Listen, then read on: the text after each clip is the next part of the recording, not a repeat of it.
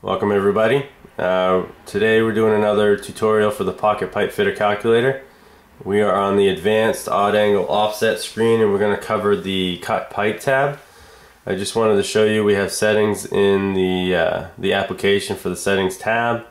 You go to the home screen, we have selected our buttons and we have done our input for A and B, and we've also set our bolt holes. We've hit the calculate button. And now we're going to hit the cut pipe tab, and it's a pretty basic screen. You'll see at the top you've got your label, output results for cut pipe. You've got convert metric, swap to feet and inches. Then you'll see fitting 1, cut length 1, and fitting 2.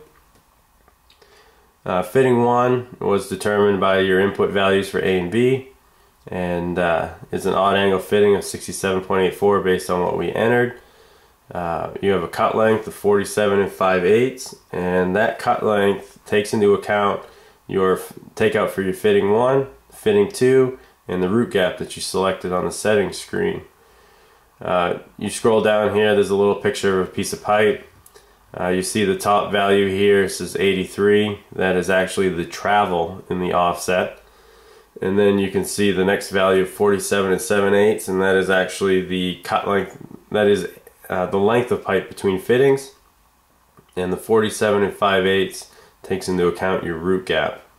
So that's all calculated for you. There's a visual picture here to show you how the numbers are applied.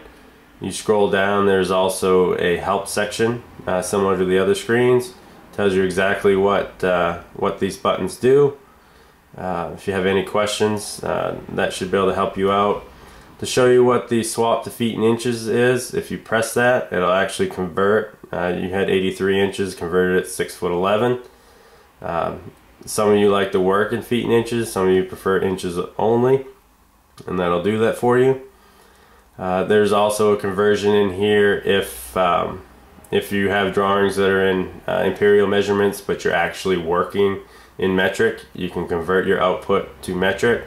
You can also convert that from millimeters to centimeters, and you can toggle it back to its original value. Same way works for if you have metric selected and you want to output as inches. You would just use these toggle buttons up here. It's a very handy feature. It saves you from having to do the math of swapping units of measurements from imperial to metric and metric to imperial. That's a brief run through of that screen. There's really not a whole lot here. This is basically your core data for making your fit up. If you got any questions, feel free to check us out on Facebook, or you can email me directly and I'd be happy to help you out. We do have other tutorials coming, and we'll see you on the next video. Thanks.